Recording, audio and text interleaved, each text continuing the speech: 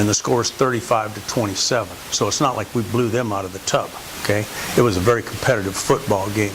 So I think our players realize that, these guys are coming into the Dome, a place where a lot of their players have played and played championship games. They're going to be excited. We have to match their enthusiasm, and we have to kind of worry about ourselves. We've got to keep from losing games, and that's what we've done in the past. We've lost some games we should have won. But I think, we just got to worry about ourselves and go and play. It doesn't matter what division they are and those type of things. They've got some good football players.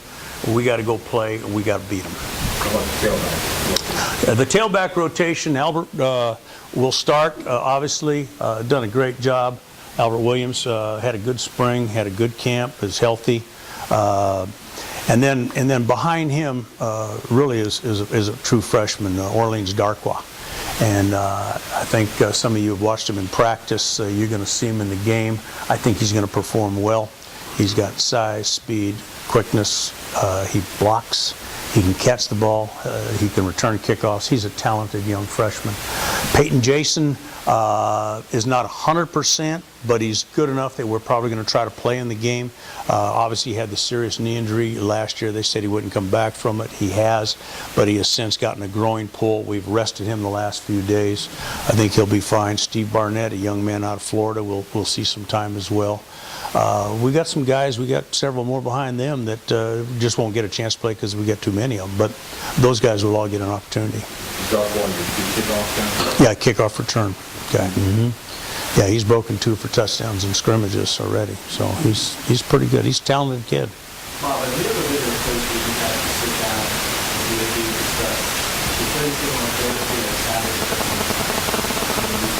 No, I've never really been concerned about it in the past because, well, it's because of our situation. We don't attract a lot of people.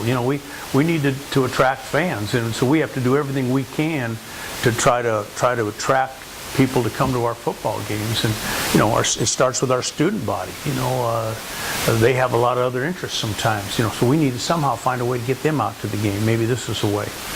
Fans, boosters, people, they would rather sometimes go off and take a 3-day vacation than come watch a game and then go. So hopefully this will give us an opportunity to get them to come out and then play well enough that they'll want to come back. What happened in Saturday's little walkthrough? I mean, going into that, I think Ryan Rome had a slight edge in the kicking, coming out of the high road. Right.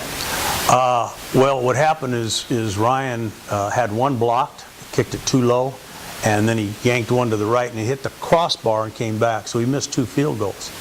And it's that close. I mean, it is so close. We talked to both of them yesterday. We told them before we told the media that it's so close, and nothing is forever. There's still an opportunity for both of them, and our coaches felt that kicking-wise, as far as kicking off, their times and the distance were so close that they felt that let's let the other guy kick off. So Ryan Rome will now do the kicking because that tears your leg up a little bit too. So we're trying to save both of them and let them go from there. Did you have the guys around them screaming and yelling? I mean, how much pressure was on those 2 on Saturday? We didn't do that Saturday, no, but we did rush. We were rushing full speed, and it all came out in the wash, as they say. You're facing a Southeastern offensive line that's pretty big, pretty experienced, and you have this rebuilt defensive line going in. Can you talk about that matchup and how important that is? Well, obviously they got a lot of experience. They got some big guys. So they're not the tall guys, but they're the heavy guys. We feel that our tackle position is pretty good. Our end positions, we're very athletic. As you well know, Desmond Moses will not play in this game or against Ole Miss because of suspension, so we've lost him. That'll hurt us because he's really had a great camp and he's a good player. But Julius Wormsey, the transfer back from Army, will take his place, and we recruited him a year ago out of Louisiana. He went to the prep school in Army, but he's back and doing a good job. And of course, Austin Jacks has moved from middle linebacker to end. Wendell Beckwith, a true freshman out of Clinton, he's had a heck of a camp. He'll be a freshman, true freshman, and a pass rusher. And we get some other guys that we feel are good up there. We're stronger than we've been up there. We're more athletic than we've been up there. You know, Kenny Welcome, a young man out of McDonough, 35, he bench presses 400 pounds already. He's a true freshman. So we've got some girth inside. We've got some athleticism outside. Will there be a lot of platooning at, tackles in particular, or are you going to just go? No, we will platoon. The defensive line, those are guys that we move in and out to quite frequently, and particularly in situations. You know, if it's a run situation as opposed to a definite pass situation, we will substitute and we'll play some nickel and dime defense. I guess that's a lot of good strength with the offense this year. What kind of abilities does that maybe? Well, I think the one thing is they've all worked together now for almost all of camp, you know, and there's really 6 guys. You know, Zach Morgan had a concussion. He's missed a few days, so he won't start, but he'll be in there real quick. He's a good player. So I think they've worked together. They worked all summer together. They've got experience. Again, they're bigger. They're stronger. You know, Pete Henriksen, you know, our left tackle, when we got him a couple of years ago, he couldn't bench 300 pounds. Now he's over 400 pounds. You know, he's 6'8", he's 307 pounds, and he's athletic. You know, the only new guy really is Eric Jones, the right tackle. And we redshirted him last year, knowing that Landry would probably start all the games and wouldn't need him. And we played him as a true freshman the year before to get some playing time. He's bigger, he's stronger. So we've got a good-looking offensive line that's got some experience, and they've got a lot of pride. I think you'll talk to Andrew Neerman later, and you'll find out that, you know, they're a pretty good group of players right now. Having to leave the practice field after less than an hour yesterday. Yeah, that hurt us. You know, we went through individual drills, and then we were just starting our punt period. We had 2 punts, and then the horn went off. We had to come in. So we waited, and then another lightning strike, and waited, and then they said it wouldn't be till 5:59. So we just said, hey, that's it. So we actually practiced inside, but we lost all of our punt return, all of our kickoff return, and all of our team period yesterday, which hurts us a little bit. But we feel like we're pretty well advanced right now in what we've been doing, so we're not going to use it as an excuse. Hopefully today we can go out and rehearse the game plan and get a few reps that we missed yesterday. When did you actually start? I know it was last week sometime you started putting in the game plan, right? Do you remember exactly when that was? In other words, you have a shortened week and you were weather interrupted yesterday, but you're not as far behind as you might have. Monday. We put it in Monday. Okay. We could go yesterday. So that'll help, right? Yeah, and that's when so we had a couple extra days. That's what does help.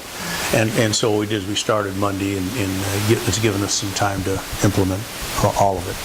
How much better is Ryan Grant than what you do on offense? And is he in a position now where you feel like you can just kind of say, okay, go out and do it? Well, he still has some things, you know, being a sophomore that he does sometimes, and you say, why'd you do that? And he learns from that. But for the most part, he has a much better understanding of what we're trying to do offensively.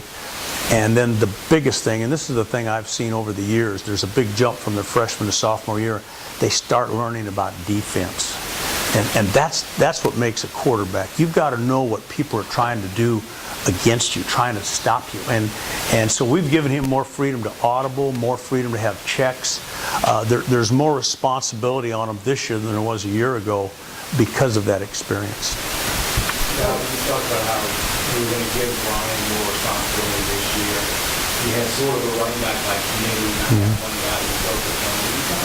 This is different from what you traditionally have played on offense. I'm kind of curious to see how this plays out. Yeah, I am. And I tease Dan Dowd all the time. I talk about this spread stuff. I don't say stuff, but the spread stuff.